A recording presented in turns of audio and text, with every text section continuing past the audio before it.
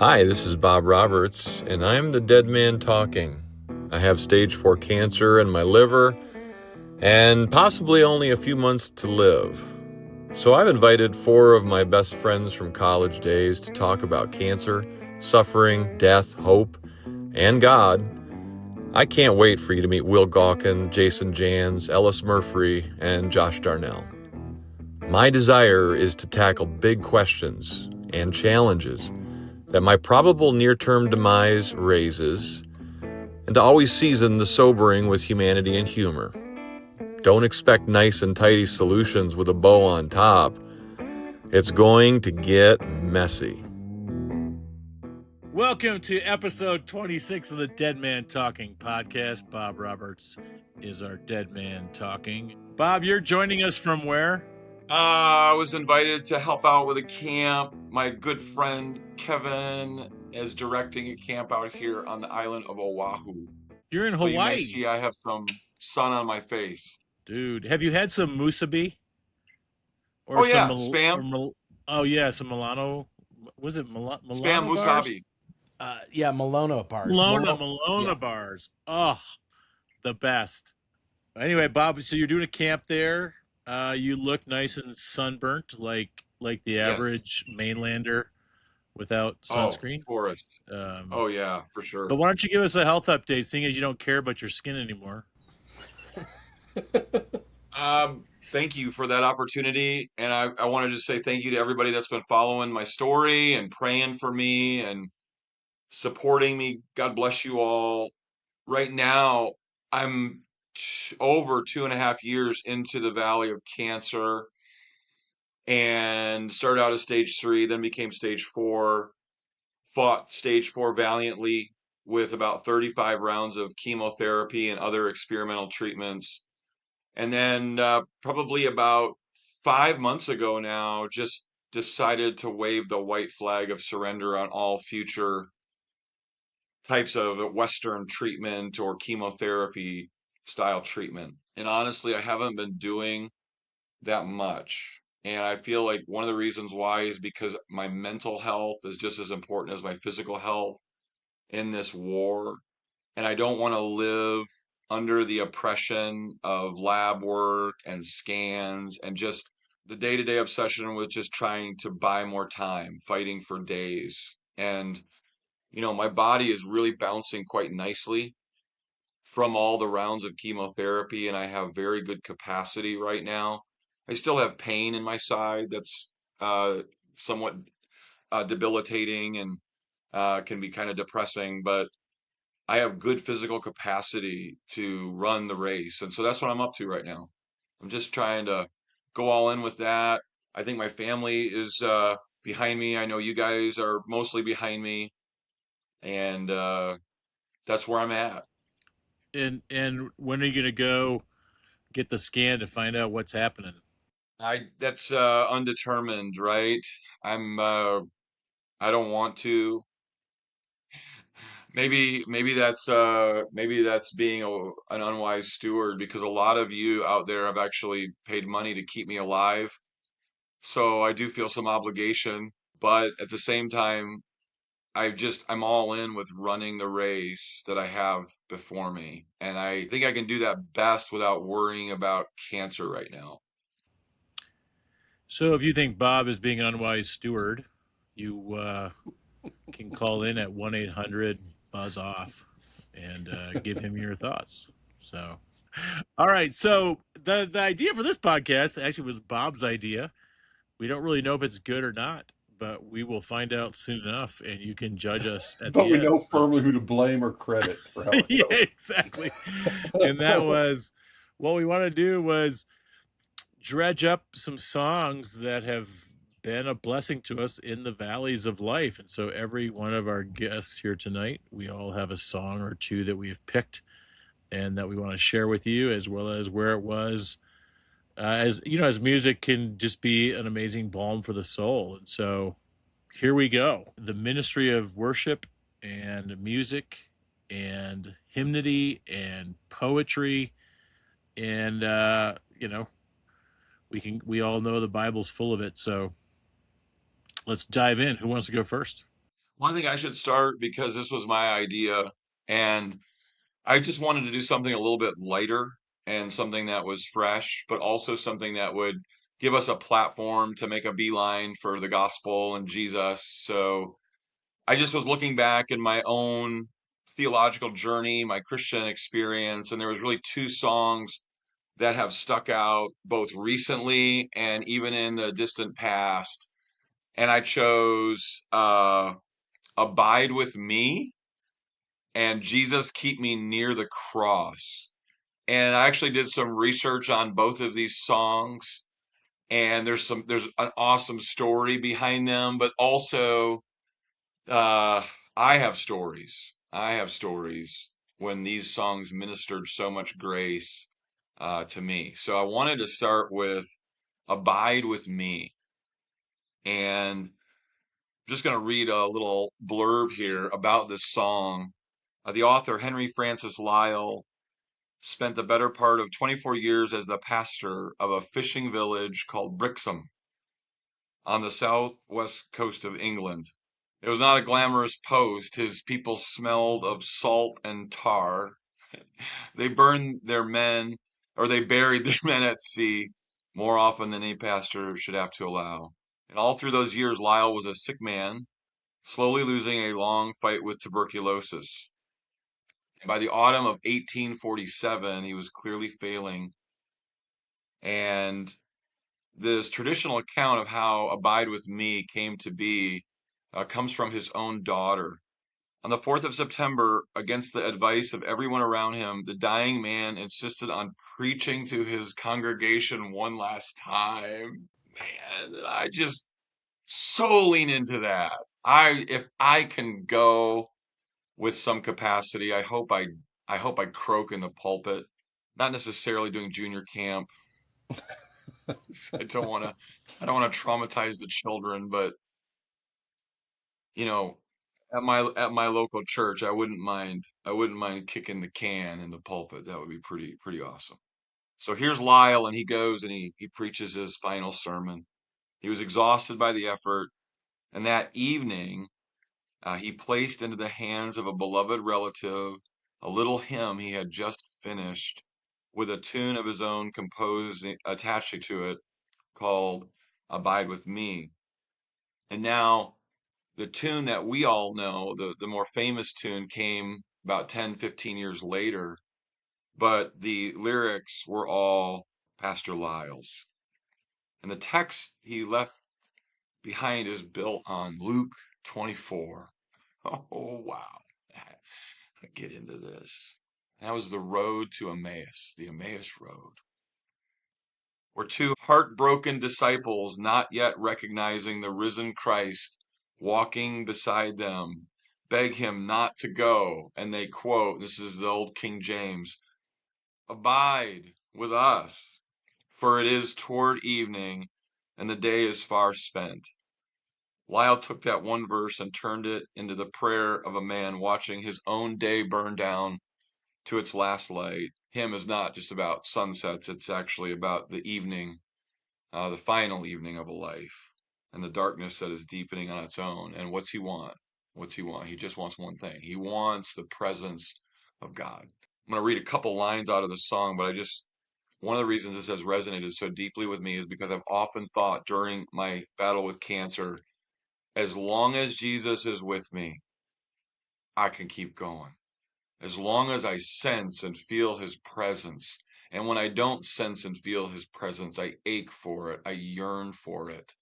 I think we're all made for that. There's an emptiness and a hollowness in us that just cries out to be in the presence of our maker. And so to sing that and just to consider the reality and the truth of God's closeness, his proximity, his ministry of proximity to those in the valley, and that I can still keep walking in the valley, not under my own strength or not because I have some kind of slogan or some kind of cool t-shirt, but just because Jesus is with me. And that's enough. Jesus is with me, and that's enough. And so here's two little places that just absolutely minister to me. in the song. I'll kind of get a running start at it. This is the second stanza. Lyle writes, "Swift to its close, ebbs out life's little day. Earth's joys grow dim, its glories pass away. Change and decay in all around I see." And then here's the switch. "O thou who changest not, abide with me." And so the presence that I have with me is that of a transcendent being, not just an idea, but a being that is the same yesterday, today, and forever. And I know that this transcendent being is, and that he cares, and that he loves me, and that he actually loved me enough to purchase me with his blood. Like, are you kidding me? I can keep going. And then this is this song that just reminds me of all those truths, and it's just so very stabilizing. And then the last thing I want to mention in this song is he writes this near the end. He says, "Hold thou thy cross before my closing eyes." And, I've lived with death in my side now for over 2 years. And so I've had an awful lot of time to imagine these moments and imagine what it's going to be like when the holy handoff happens, when the spirit transfers from this dimension to the next. And Lyle says, "Hold thou thy cross before my closing eyes, shine through the gloom and point me to the skies. Heaven's morning breaks and earth's vain shadows flee. In life and death, O Lord, abide with me." And the absolute hope that I have is he's been with me here and he's going to be with me there. My future is secure now and it's secure forever. And it's all because he's with me. And that's enough. I keep going. One of the early kind of um, dark roads that I walked was with Sonia when our youngest was born, Liam. He's 17 now. He's the only teenager I have left, but he was born just a little premature. But what they didn't know until a couple days after he was born, maybe a day after he was born, was that he had a hole in his lung, and one lung was totally collapsed, and another one was about 60% collapsed when they realized there was a big problem. So he was hardly breathing. He was ambulanced to a NICU, um, where he was the largest baby in the NICU in this hospital he was in, but one of the sickest ones. And they performed multiple surgeries on him, and he had someone stationed at his bed around the clock, and um, we were in there for a couple of weeks. It was touch and go for a few days, and I just remember walking, singing this song. There was a CD back then, a CD I played all the time in my car, from Sovereign Grace Music. Their CD was Psalms, and one was Psalm 23 called the Lord is my shepherd. And I just kept singing the chorus, "The Lord is, the Lord is, the Lord is my shepherd, I shall not want. The Lord is, the Lord is." Through tears, "The Lord is my shepherd, I shall not want." It almost became a prayer for me. And then when Sonia passed away, it was that same song again. "You're with me through every dark valley. There's nothing that I have to fear. You are there to comfort me again and again, protecting me, assuring me you're near. The Lord is my shepherd. The Lord is my shepherd. I shall not want." And that was again. There were times, I think I shared in a prior episode. There were times that um, the Bible verses just seemed like words and prayers. I wasn't focused, but the songs became my prayers and my worship. So that was a particular one that was, in some way, sustaining to me through some of those valleys. The interesting thing is, I think I might have shared this with you guys before. In the middle of it, uh, on Facebook, I found Sovereign Grace Music's. I found their Facebook page and I private messaged them. And I said, "I don't know if anybody actually pays attention to this, but here's what I'm going through. and here's how your songs have been such a tremendous blessing to me, especially, and I picked out a couple, including that one. And within 2 hours, Bob Coughlin replied back to me and said, "Well, of course we watched this." And yeah, it was that was actually stunning and moving to me as well. That these people that are ministering through music actually cared to minister to a hurting member of the body during that moment. That's awesome. Amen. My two songs are actually older songs, but they're remakes, and they're also Sovereign Grace. And I was doing Pilgrim's Progress for a junior camp, and my father-in-law was dying of cancer, and my father-in-law is just a real strong Christian, and yet those last months of him dying of cancer were just so hard. It was like there was a faltering feel. And as I'm doing Pilgrim's Progress with that, it was the first time probably my faith started to crack a little bit. And it was because of wondering if, the gospel was good enough. And there was a comfort that was simultaneously God was keeping me. And there's a story of Pilgrim's Progress when Pilgrim gets to the river and he's almost drowning. And his buddy Hopeful's like, "Come on, it's okay, man.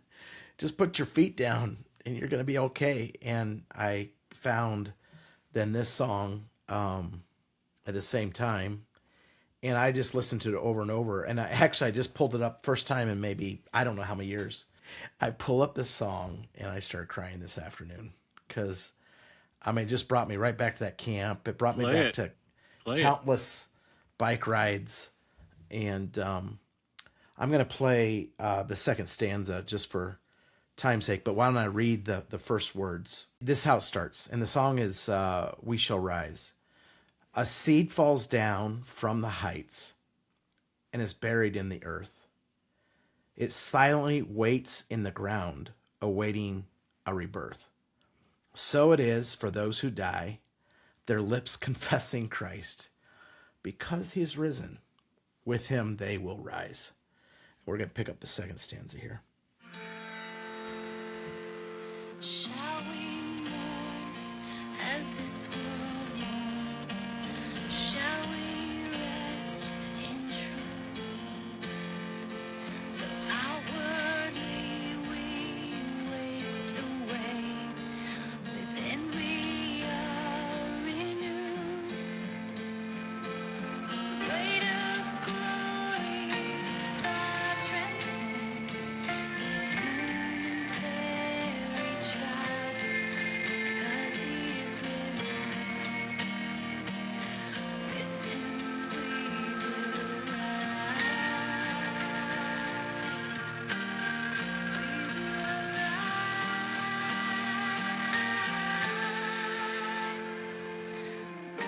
Weeping may last for an evening, but rejoicing comes with the dawn. Weeping. I can't tell you how many times I've listened to that song and just cried, and then the third stanza, to all the wonders God will do, imagination's blind. What he has made, he'll make anew in the twinkling of an eye. For death itself shall be destroyed, swallowed up by life. Because he is risen, with him we will rise. The Lord just really, I think, kept me in that season where it was like a doubt and then a keep and then a doubt. The second song is, it was sung at my dad's funeral. And again, it was a older song that was a remake. And it is not death to die. And man, I played that over and over. We actually had this printed in my mom for some artwork for her, just as an encouragement. So let me pull up that.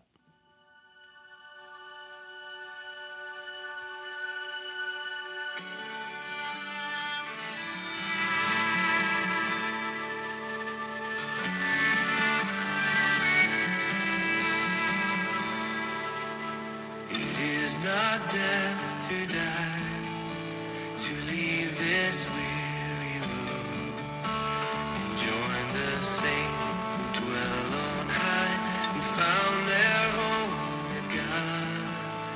It is not death to close the eyes long dimmed by tears, and wake in joy before your throne, delivered from my fears. Oh Jesus, conquering the grave, your precious blood has power to save. Those who trust in you will in your mercy find that it is not death to die. You know, I think what I was learning today is, the power of music afresh. Like, I think both those songs are connected to my father-in-law and my dad dying, and I was taken right to the services, man, right to the tears and right to the grave, and yet I'm okay.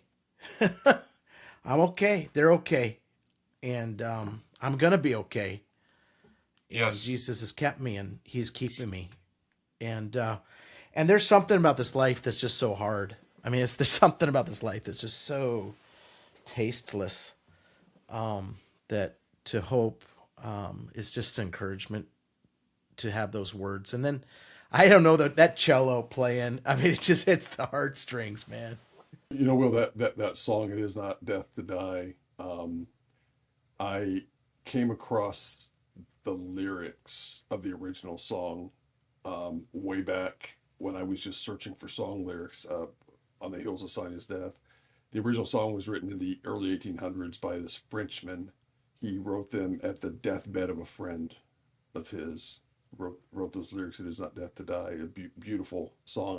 I'd never heard a melody for it, but the lyrics I actually have on my notes here tonight. Well, like when you say Pilgrim's Progress, I think 10 years ago, I would have been like, that's so cheesy. Seriously. Like I had to read that in Christian school and I was It's like the unregenerate. top 5 best-selling books in world history, Bob. I know, but I didn't lean into it.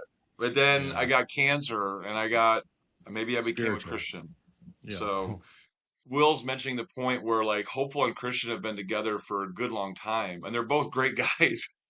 And like they've overcame so much.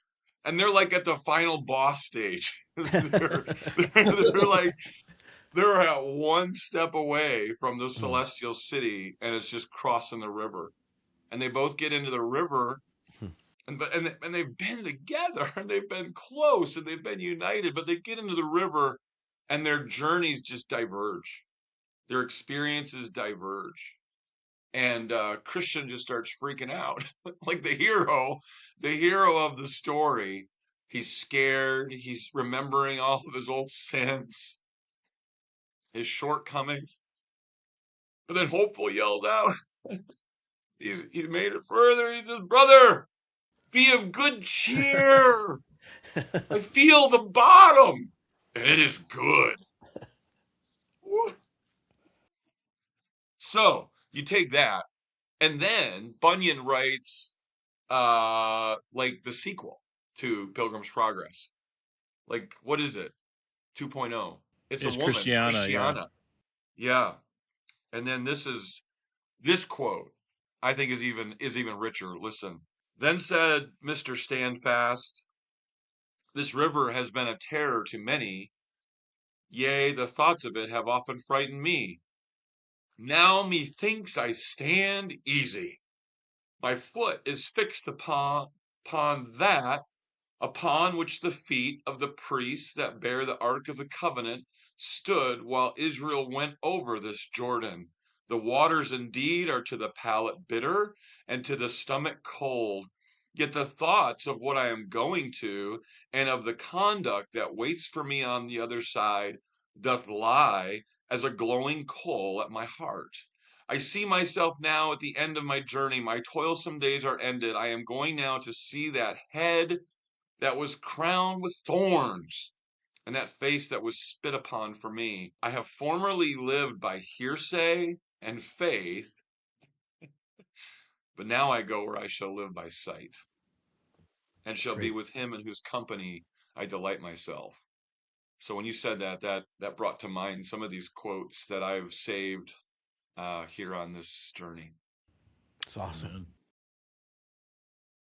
Murph. Thank you, Bob. Yeah, one other song. I'm not sure if it was a Wild song or not, but I always associate it with the Wilds. I think that one year that I worked there, we might have sang it. It's taken from Job. Though he slay me, yet will I trust in him.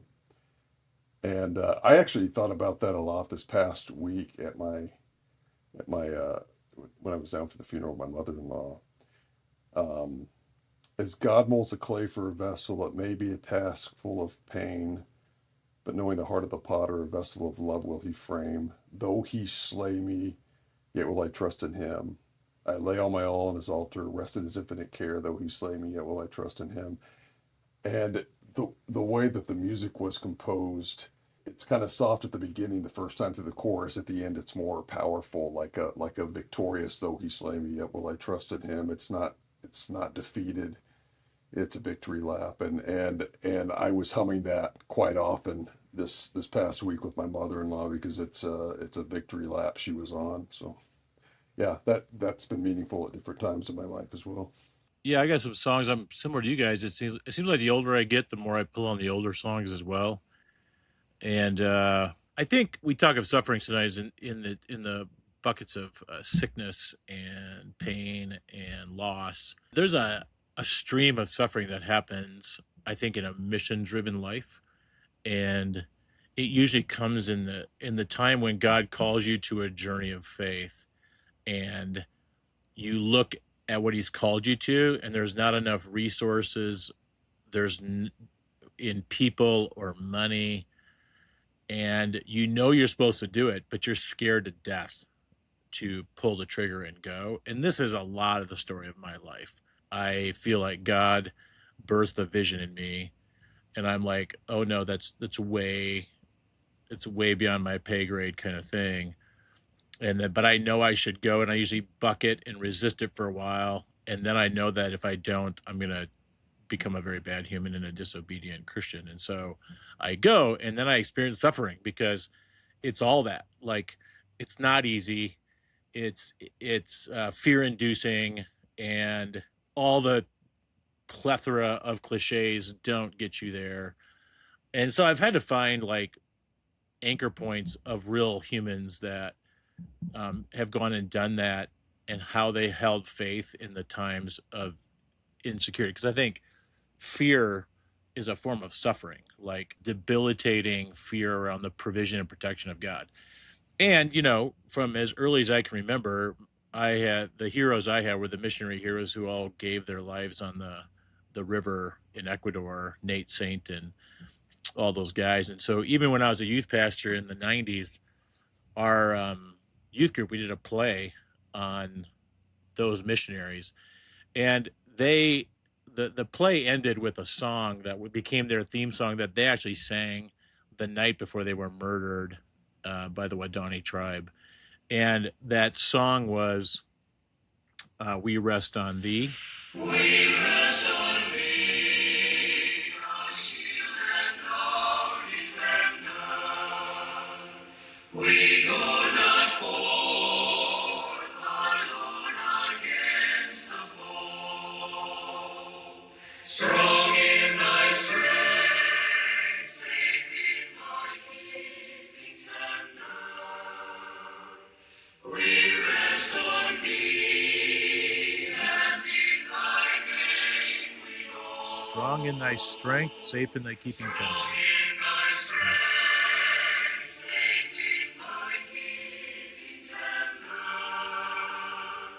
We rest on thee, and in thy name we go. So I feel like in the last 60 days, like a new vision has emerged for the future of our ministry. And I walk into this 4-day leadership retreat on Monday to lead the team. And I have all these fears and all these, like, I'm just going to go through another tunnel. And it's like, I'm 53 and I really can't wait until the dirt blanket comes over my head, right? Because there will be sight, right? And the faith, this form of psychological suffering will be over. You do get a little bit stronger in the fact that, but for some reason, there's part of it that's never changed. That paralyzing fear and fear of failure, like this thing could totally blow up, and all that. I'm just in that space again, and so when it says, "Our shield and our defender, we go not forth alone against the foe, strong in thy strength," like, oh, that's just the the heart of the Christ life. Is actually the vision is too big, the challenges are too big, the resources are too much, and you don't have the people to pull it off. But that's kind of the point of the whole thing. It wasn't. I always think of that. Like David probably was terrible at the slingshot, contrary to what we heard in Sunday school. And he was like, I know God did that because, dude, I was a bad shot. He doesn't use good shots. That was, we were taught he was a good shot. It's like, no, he was terrible. It's amazing that his brothers were like, get out of here. You don't know nothing. It is probably true. And then he like slays the giant and people are like shocked. And I think David was shocked. And I think he was shocked when he became a military warrior as well. So anyway, that has been almost an anthem for me in the missional suffering of life. And then the second one I have was, it was actually during COVID. And when COVID hit, our ministry was thin on cash. Our nonprofit helps families in poverty. So like the line out our door was going to 10x. All the work we had done for 10 years was getting people in poverty good jobs so they can be self-sufficient. Half of our entire graduate population of 400 people lost their jobs in one day. Like all of that work kind of got wiped out. And then I just didn't know if it was going to survive. Like, and then our church, same thing. Like, how are you going to do church? None of us knew how we were going to do church. I had two sons on year-long missions trips that were in the middle of them and got pulled off the field, and they were just in a deep, dark spot around it. And it was at that time that this song came out, and it's now become quite popular. But it has continued to be medicinal to me because of the lyrics. This is CeCe Winans' version.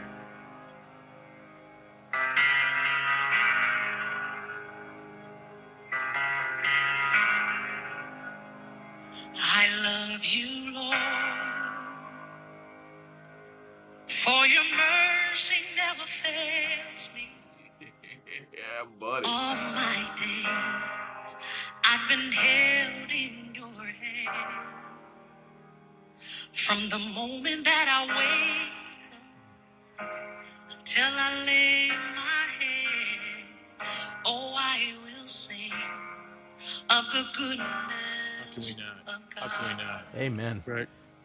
This is the part I love because it's true. Yeah. So true. I'm still standing. Yeah, Bob, that's you're right. still standing. And you still got faith, and you still love Jesus. He's good. Yeah. Yeah. Isn't this your song Yeah, too, amen. Bob? What? Isn't this one of your favorites too? No, I've never heard this song before. I just think all my life you've been faithful. Yeah. It's like, yes. I mean, in spite of all the ups and downs, like we're still here. And he's been so good. Like, I just don't deserve the life I live. I don't deserve the house I'm in, the car I drive, the family I have, the friendships and all that. And it's like, who would even need to complain? Like, it's just you just got to look around and say, oh, he's been so good to me. And so this is where I am not, I think I've said this before on this podcast, but music is not my primary connection to God.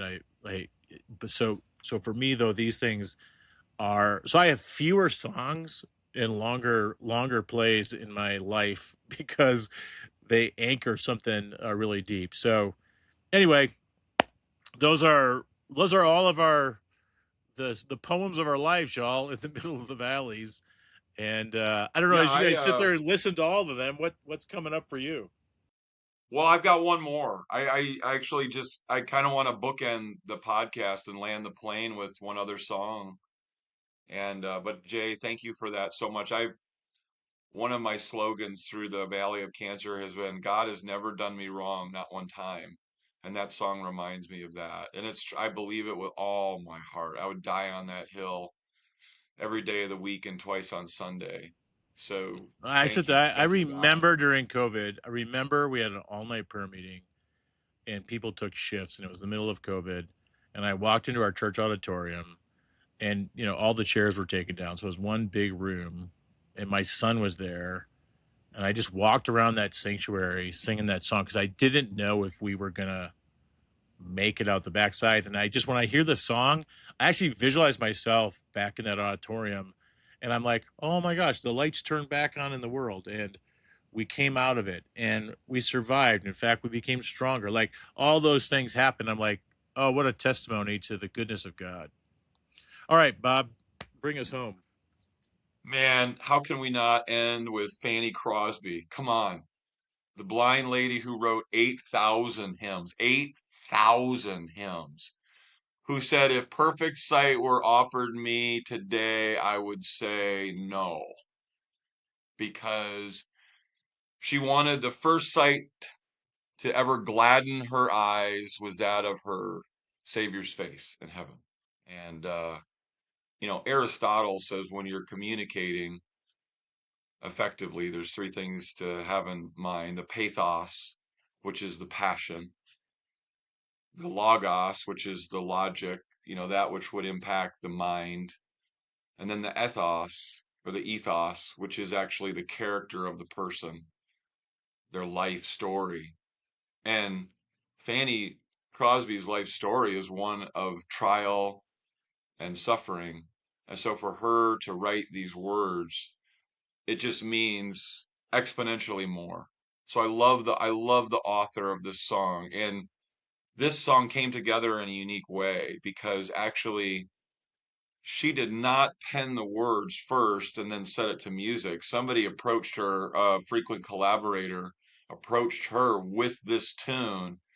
And in one night, I think it was like in 4 hours, these words just popped out. Jesus, keep me near the cross, there a precious fountain. And really, and I might be getting a little bit mystical here. I might actually get myself in trouble, but one of the biggest things that I remember in Arizona is just imagining the blood of Jesus being shed for me and the blood of Jesus actually forming around me as this impenetrable supernatural shield that just kept me.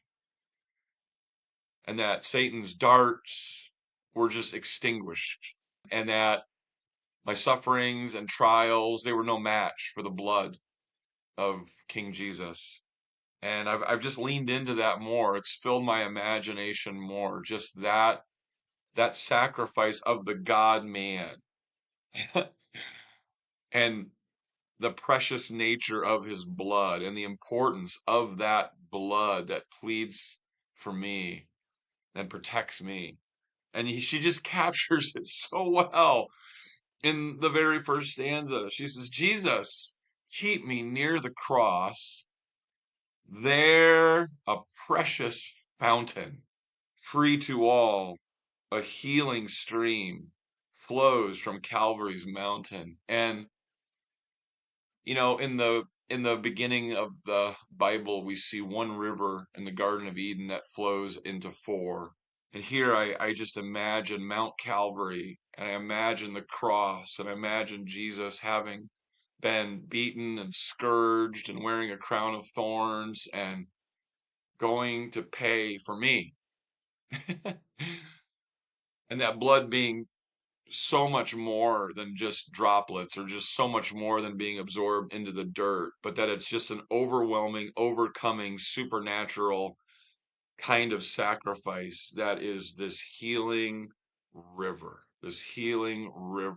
that is actually working for ultimate good and ultimate victory over all things. And so the blood of Jesus has just become much more precious to me. And I'm so thankful for Fanny Crosby to help me with that. All right, then I'm gonna end it in an unusual way, and it.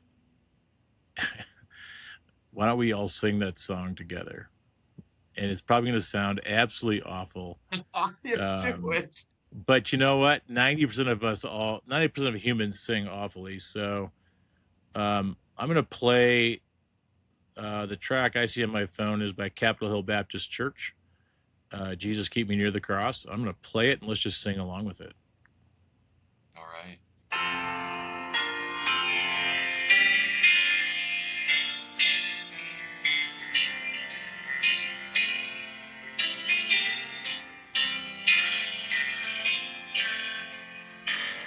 Jesus, keep me near the cross.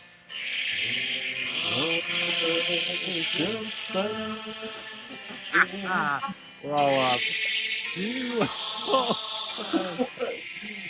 This is a dumb way to end this. Close from Calvary's mountain,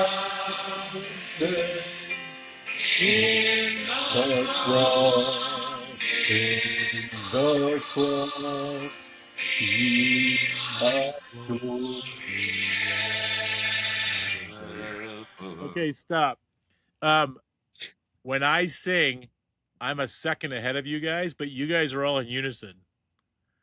So I'm gonna act like I'm singing, but Well, I'm hey, not. Right? well, listen, I'm probably the strongest singer. How about we not use a track and we just do it a cappella? All right. I just need to pull up the lyrics so I know. And Yeah, I think let's that'd be just do good. like the first, I think let's that'd be just do good. the first and the last verses. There's something about Christian hymnody that the reason it speaks to us in our deepest valleys and our highest highs is because it's reminding us of something about that we know to be true about Jesus, or that we believe to be true about Jesus in the moment, and a truth that we need. And so, even looking at, we've all picked out a couple of songs that maybe they've been sustaining in multiple times in our lives, or maybe it's the most recent thing. But get me at my next deepest valley and ask me what are the two songs, and they might be a little bit different than anything we've mentioned tonight. Get me at my next highest high and ask me what two songs are speaking to my soul about Jesus, and they might be something that I haven't heard as of yet. That's the beauty of Christian hymnody, is that it's calling us back to biblical truths about Jesus. Something that won't make the podcast, but something that was occurring to me through this whole thing as I was hearing what you guys were saying. So thank you for that. I No, think that's that could make the gold. podcast. That could Oh, make the that needs to podcast. make the podcast. Yeah. That needs to make the podcast. Hey Bob, I got an idea. It's the I mean you ended us on this Fanny Crosby song, Jesus Keep Me Near the Cross. I I think we'd love to hear you just sing it. You have a decent voice and but it's coming from your heart. You've been deeply moved tonight by that. So we would just love to hear you sing, brother. All right. It's your life I'll give it a testimony. whirl. Here we go. Jesus, keep me near the cross, there a precious fountain, free to all a healing stream, flows from Calvary's mountain. In the cross, in the cross be my glory ever, till my raptured soul shall find rest beyond the river. That's awesome. Thank you, Amen. Jesus, and thank you, Fanny Crosby. That was great. I think you should do the last verse. That was beautiful. I want more. Give us the last one, Bob. Near the cross I'll watch and wait, hoping, trusting ever, till I reach the golden strand just beyond the river. In the cross, in the cross, be my glory ever, till my raptured soul shall find rest beyond the river. I don't think that's the last time we're going to hear that. That is beautiful, brother. And with that, we will close. We hope it's been a blessing to you and you brought nearer to the heart of God in whatever you're going through. Thanks for listening to the Dead Man Talking. Thank you for joining us today on the Dead Man Talking podcast. We hope this conversation impacted you. And if you know somebody else who could use it and be blessed by it, feel free to share it. Let's remember, we never know how many conversations we have left. So let's be grateful for every single one and make everyone count. God bless, and we look forward to our next talk together.